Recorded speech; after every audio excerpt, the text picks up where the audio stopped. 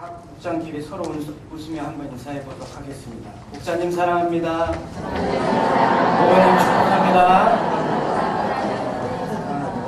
저도 조연해서 여러분들을 사랑하고 축복합니다.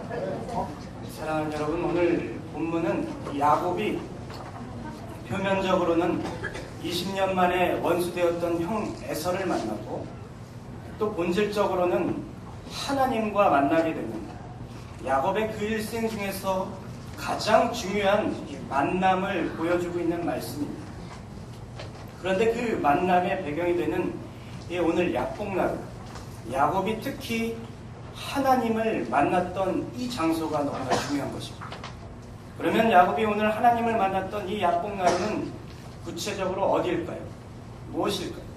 본문을 더 살펴보시면 알겠지만 이 약복나루는 야곱의 인생에서 또 우리의 인생에서 도저히 피할래야 피할 수 없는 그런 현장을 말하는 것입니다. 바로 야곱의 인생에서 우리 인생에서 절대로 피할 수 없는 이 직면의 시간이 바로 이 약복나루인 것입니다. 참으로 이렇게 오늘 본문은 우리 인생에 언제금 다가올 이 약복나루에 대해 야곱을 통하여 영적 교훈과 깊은 지혜를 주고 있습니다. 그렇습니다. 우리들도 이 시간 말씀의 역사하심을 통하여 야곱처럼 이 약복나루를 믿음으로, 은혜로 잘 건너가야 할 줄로 믿습니다. 정말 약복나루에서 우리들도 야곱처럼 하나님을 만나야만 하는 것입니다.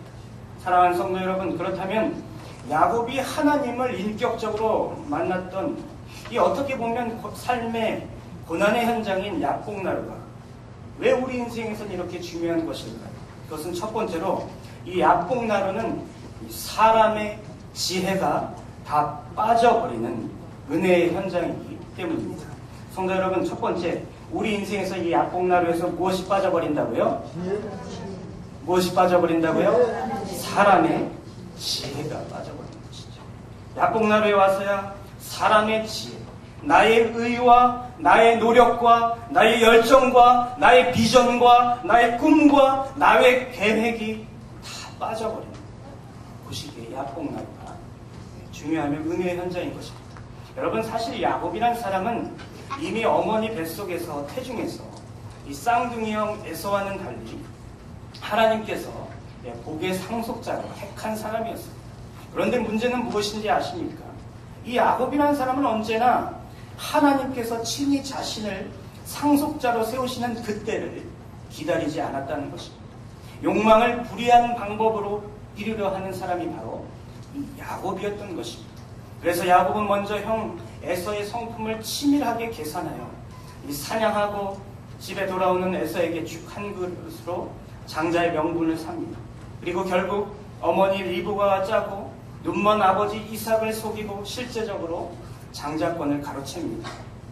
가만히 있어도 하나님의 그 정하신 뜻을 순응했을 텐데, 편안하게 가만히 있으면 아름답게 하나님의 뜻을 이루어갔을 텐데, 야곱은 오히려 날마다 하나님의 뜻과 겨루고 다투고 어긋나며 그 뜻을 방해하는 생애가 바로 야곱이었던 것입니다.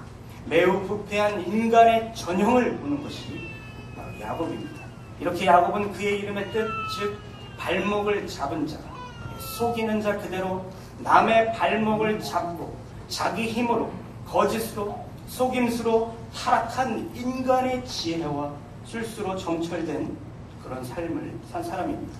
그런데 이렇게 비상한 야곱에게도 오늘 엄청나게 큰 위기가 하나 닥칩니다. 함께 본문 창세기 32장 3절부터 6절까지 함께 읽어보겠습니다. 3절입니다. 야곱이 세 땅 그들에게 명령하여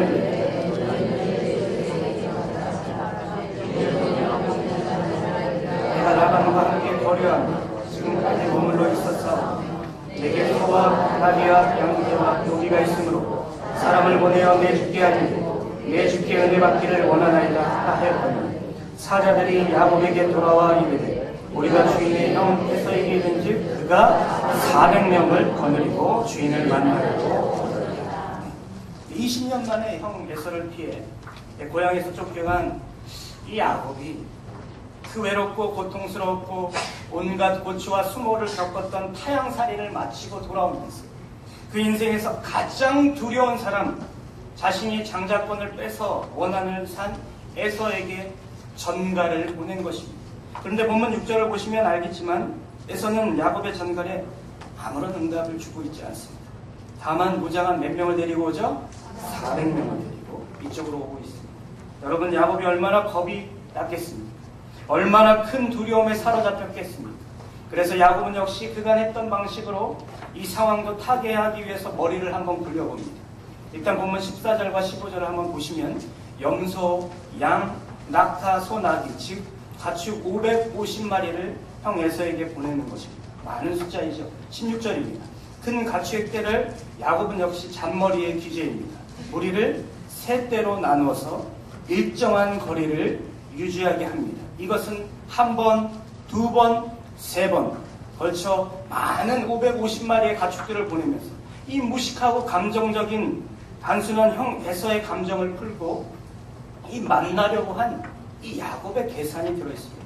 그런데 야곱이 이것만으로는 불안했던 것 같습니다. 그래서 함께 본문 22절, 23절, 24절 상반절만 읽도록 하겠습니다. 22절입니다. 밤에 일어나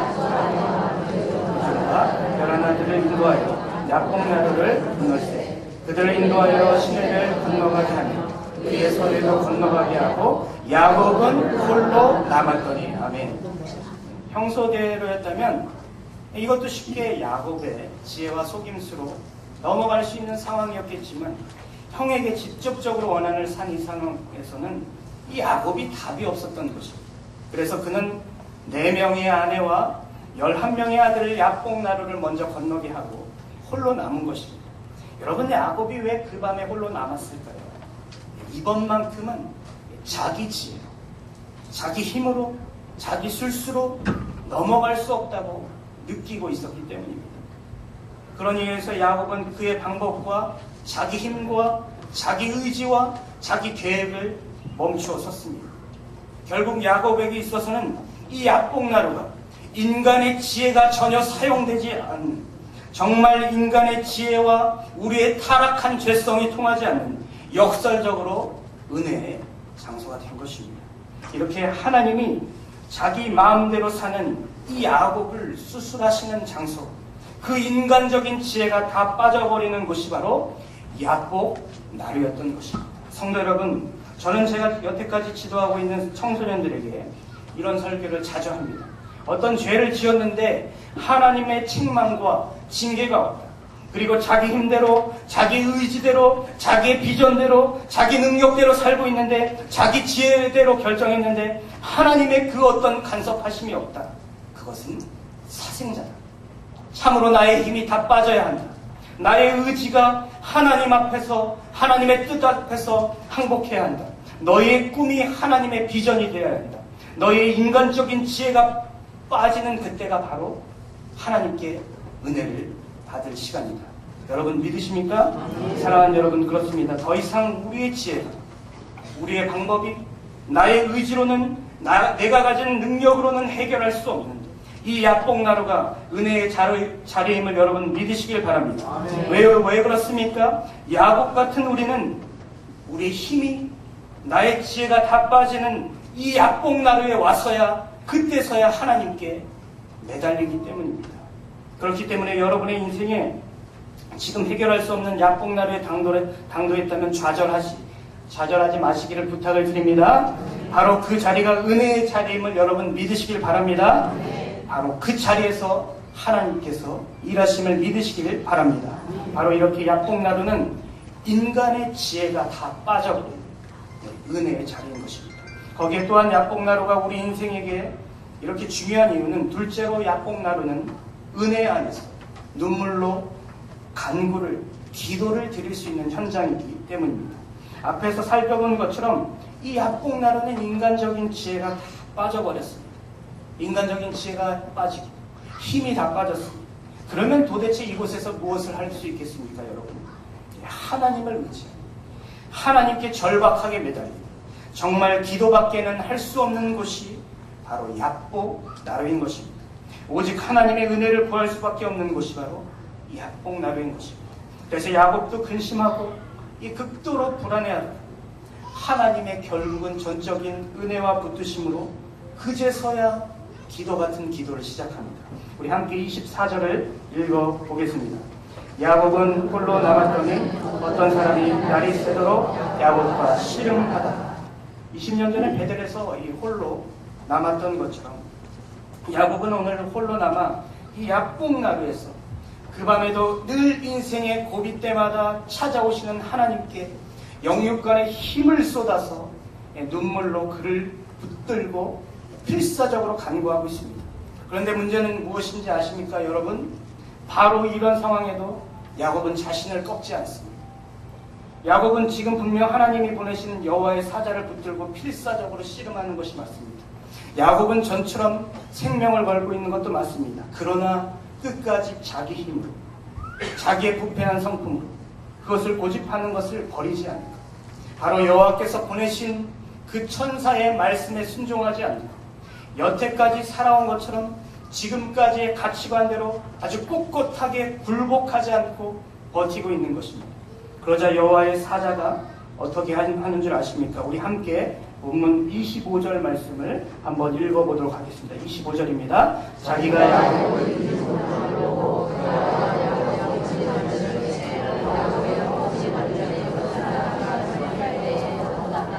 하나님께서 야곱의 허벅지 관절, 옛날 개역 한글 성경으로는 환도뼈입니다. 환도뼈를 쳐서 그를 근본적으로 완전히 꺾어버리십니다. 더 이상은 자기 힘으로 꼿꼿하게 하나님과 겨루려는 그 자세가 헛되다, 무의미하다. 그것을 가르쳐 주시려고 하나님께서 그를 꺾어버리시는 것입니다. 그리고 그렇게 바로 하나님께로부터 환도뼈를 얻어맞고 무너진 야곱, 완전히 패배한 야곱, 더 이상 싸우기가 힘든 몸 상태가 된 야곱은 이제 전혀 새로운 모습이 됩니다. 이 상황에 대해서 호세아 선지자는 이렇게 설명합니다. 호세아 12장 3절과 4절 상반절만 제가 읽도록 하겠습니다. 야곱은 모태에서 그의 형의 발뒤꿈치를 잡았고 또 힘으로는 하나님과 겨루되 천사와 겨루어 이기고 울며 그에게 간구하였습니다. 자기 힘으로 또 한 번 하나님과 겨루려고 했던 그 야곱이 이제서야 울면서 호세아 선지자의 말씀에 따르면 천사에게 은혜를 간구한 것입니다. 하나님과 겨루어서 또 한 번 그 인생에서 모든 것을 쟁취해 내려고 했던 야곱이 이제 변해서 울게 된 것입니다. 진짜 하나님만 의지하게 된 것입니다. 사랑하는 성도 여러분, 그렇습니다. 우리들도 이 미련한 야곱처럼 얼마나 많은 시간을 하나님과 겨루는지 모르겠습니다. 그러나 그렇게 하나님 앞에 꼿꼿해서는 은혜의 깊이를 알 수 없음을 여러분 기억하시기를 바랍니다. 그렇게 해서는 날마다 우리를 먼저 찾아오시는 하나님과 씨름하고 겨룰 수밖에 없는 것입니다. 근본적으로 우리 삶이 달라지는 것이 없는 것입니다. 사랑하는 여러분, 그래서 기도하면서 우리가 가장 먼저 구해야 할 것이 있다면 그것은 하나님의 은혜밖에 없음을 기억하시기를 부탁을 드립니다. 참으로 우리가 드려야 할 기도의 자세는 씨름이 아니고 내 열심과 내 열정이 아니라 나 자신을 버리고 하나님의 은혜를 구하는 것이고 순종하는 것이고 내가 받고 싶은 응답이 아니라 하나님의 뜻에 나를 맞추어가는 것. 오직 나의 인생이 하나님의 은혜로 여기까지 살았구나 하는 것을 우리가 함께 깨닫기를 원합니다. 이렇게 약복나루는 은혜 안에서 눈물의 기도를 드릴 수 있는 현장인 것입니다. 사람의 지혜가 다 빠져버리는 것입니다. 그래서 결국 정말 다 넘어질 것만 같았던 그 답이 없던 약복나루에서 세 번째로 야곱은 우리들은 반드시 은혜의 기도로 새로운 영광을 체험하게 될 것입니다. 사랑하는 여러분, 이렇게 약복나루에서 새로운 영광을 체험하게 될 것을 여러분 믿으시길 바랍니다. 약복나루는 이렇게 새로운 영광의 자리인 것입니다. 그렇습니다. 이제 자신을 버리고 회개의 눈물로 오직 하나님의 은혜를 구하는 야곱은 이렇게 여호와의 사자에게 요청합니다. 26절 하반절을 한번 보시기 바랍니다. 제가 읽도록 하겠습니다. 당신이 내게 축복하지 아니하면 가게 하지 아니하겠나이다. 조금 더 원문의 정확한 번역을 제가 해보겠습니다. 그 뜻은 이 뜻입니다. 여호와께서 나를 축복하시기 전에는 내가 주님을 놓지 않겠습니다. 이런 뜻입니다. 원래 자신의 힘으로 모든 것을 쟁취하려는 이 집요함과는 달리 지금 야곱은 하나님이 주시는 복을 간절히 구하는 것입니다. 야곱이 여호와의 복을 구하자 여호와의 천사가 야곱에게 묻습니다. 27절 말씀입니다. 그 사람이 그에게 이르되 내 이름이 무엇이냐? 그러자 야곱은 스스로 이렇게 말합니다. 저는 제 이름의 뜻 그대로 속이는 자입니다. 하나님 앞에 부패한 사람입니다. 한평생 남의 발목만 잡은 야곱이라는 사람입니다. 회개하고 있는 것입니다. 자신의 잘못을 인정하고 있는 것입니다. 야곱이 그렇게 말하자 여호와의 사자가 이렇게 복을 냅니다. 중요한 말씀입니다. 본문 28절 말씀 큰 목소리로 한번 같이 읽도록 하겠습니다. 그가 이르되 내 이름을 다시는 야곱이라 부를 것이라 이스라엘이라 부를 것이니 이는 내가 하나님과 및 사람들과 겨루어 이겼습니다. 아멘. 하나님께서는 이렇게 야곱에게 그 이름을 바꿔주심으로 새로운 정체성을 주심으로 새롭게 영광을 체험하게 하시는 것입니다. 그래서 야곱은 더 이상 이제는 속이는 자, 남의 발목을 잡고 사는 자가 아니라 하나님과 씨름하여 이긴 자, 하나님이 통치하신다, 하나님께서 분투하신다라는 이름 뜻의 이스라엘, 그 이스라엘 역사의 국가의 기원이 되는 것입니다. 참으로 하나님의 은혜 안에서 그 어두운 밤에 씨름을 다 이겨내고 그 부패한 옛사람이 무너지고 부서져서 새 사람이 되는 역사가 이 약복나루에서 일어나게 되는 것입니다. 속이는 자가, 머리를 쓰는 자가, 잔머리를 굴리는 자가 인류 최초의 하나님의 택한 족속 이스라엘, 그 역사의 기원이 되는 새로운 영광을 얻게 된 것입니다.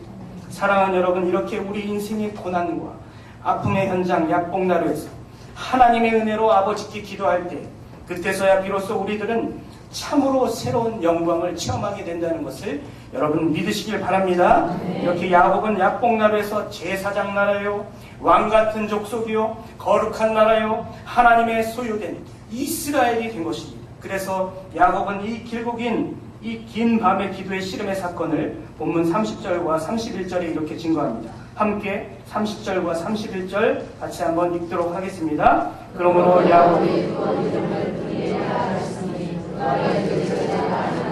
대면하여 보았으나